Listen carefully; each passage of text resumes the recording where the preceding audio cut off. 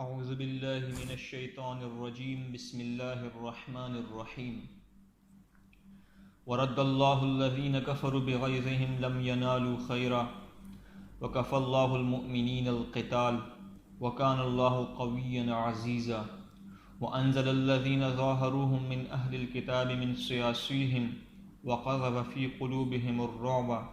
فریقا تقتلون وتأسرون فریقا وَأَوْرَثَكُمْ أَرْضَهُمْ وَدِيَارَهُمْ وَأَمْوَالَهُمْ وَأَرْضًا لَمْ تَطْئُوهَا وَكَانَ اللَّهُ عَلَى كُلِّ شَيْءٍ قَدِيرًا صدق اللہ العظیم وصدق رسولہ النبی الکریم۔ جب کفار مکہ یعنی وہ جو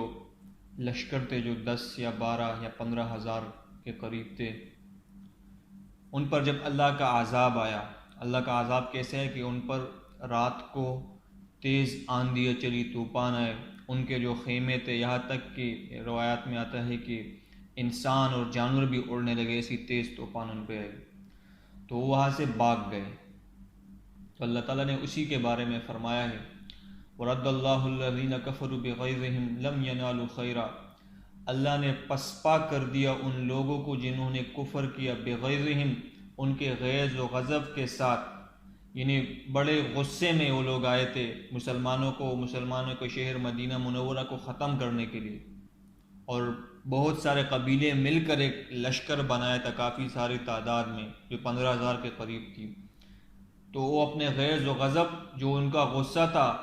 اللہ تعالیٰ نے ان کے ساتھ ہی ان کو پسپا کر دیا، وہاں سے بھاگ گئے۔ فرمایا لم ینالوا خیرا، ان کو کوئی فائدہ نہ پہنچا، یہ جو لشکر لے کر آئے تھے اتنی بڑی تعداد میں، ان کو اس سے کوئی فائدہ نہ پہنچا بلکہ اس کے ساتھ وہ بھاگ گئے۔ آگے فرمایا وَكَفَى اللَّهُ الْمُؤْمِنِينَ الْقِتَالَ، اللہ تعالیٰ کافی ہے مومنین کی طرف سے قتال کے لیے۔ وَكَانَ اللَّهُ قَوِيًّا عَزِيزًا، اللہ بڑی قوت کا اور بڑی اقتدار کا مالک ہے۔ دوسری آیات میں فرمایا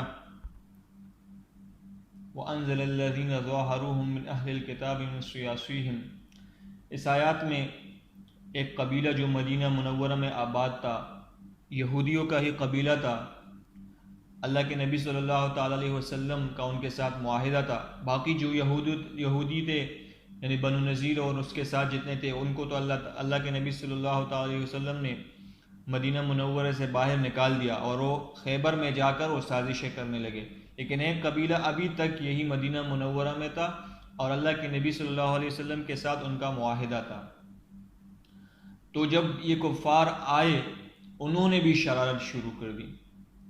انہوں نے کیا کیا کہ پیچھے کی طرف سے مسلمانوں پر حملہ کیا اور اپنے جاسوس مدینہ منورہ میں بھیجے۔ اللہ کے نبی صلی اللہ تعالیٰ علیہ وسلم نے کوشش کی کہ ان کے ساتھ وہ معاہدہ کو برقرار رکھے، اور اللہ کے نبی صلی اللہ تعالیٰ علیہ وسلم نے ان کو پیشکش بھی کی، لیکن وہ نہ مانے، بلکہ وہ بھی مسلمانوں کے اور اللہ کے نبی صلی اللہ تعالیٰ علیہ وسلم کے اور صحابہ کرام کے خلاف ہو گئے تھے، تو یہودی ہی۔ تو جب یہ کفار ان مکہ سے جو کفار آئے تھے یہ چلے گئے، یہ بھاگ گئے اللہ تعالیٰ کے عذاب کی وجہ سے، تو اللہ تعالیٰ کی طرف سے یہ حکم آیا کہ اب یہ جو بنو قریظہ کے یہودی ہیں ان کا تعاقب کرو، ان کو بھی نہیں چھوڑو مدینہ میں۔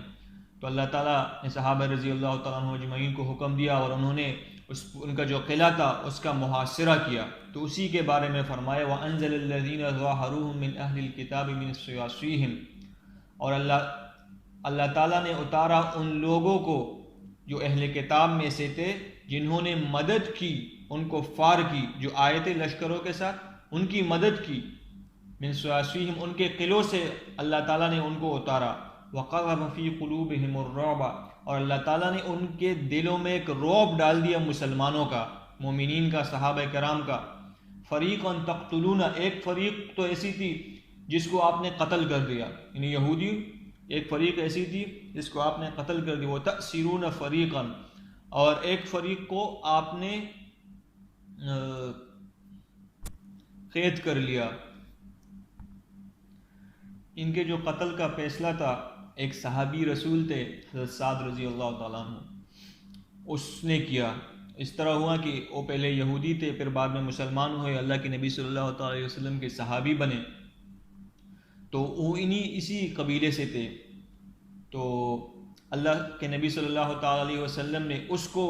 مشورے فیصلہ دینے کا حق دیا کہ آپ ان کے بارے میں فیصلہ کریں. اور سارے جو یہودی تھے، جو سامنے یہودی کا قبیلہ تھا، وہ بھی سارے اس پر راضی تھے کہ سعد ہمارے بارے میں فیصلہ کرے. اور حضرت سعد رضی اللہ عنہ نے یہی فیصلہ کیا کہ ان کو قتل کیا جائے. تو اسلام میں اتنی بڑی سزا ہے غدار کے لیے. تو ان کے جو مرد تھے ان کو قتل کر دیا گیا، اور عورتوں کو باندیا بنا لیا گیا، ان کو قید کر لیا گیا. آگے آیت میں فرمایا وَأَوْرَثَكُمْ أَرْضَهُمْ، اور اللہ تعالیٰ نے آپ کو وارث بنا دیا ان کے زمینوں کا، وَدِيَارَهُمْ، اور ان کے گھروں کا، وَأَمْوَالَهُمْ، اور ان کے مالوں کا، وَأَرْضًا لَمْ تَطْئُوهَا، اور ایسی زمین کا جس تک آپ کے قدم ابھی نہیں پہنچے. یہ پیشنگوئی ہے اللہ تعالیٰ کی طرف سے کہ جو خیبر کی زمین ہے، خیبر کی جتنی بھی زمینیں ہیں، یا جو یہودی یہاں سے بھاگ کے گئے خیبر میں آباد ہوئے، ان زمینوں پر بھی تم اپنے قدم جماؤ گے، وہاں بھی تم ان یہودوں کو وہاں سے بھی بھگاؤ گے، وہاں ان کے ساتھ جنگ ہوگی، وہاں سے بھی وہ بھاگیں گے.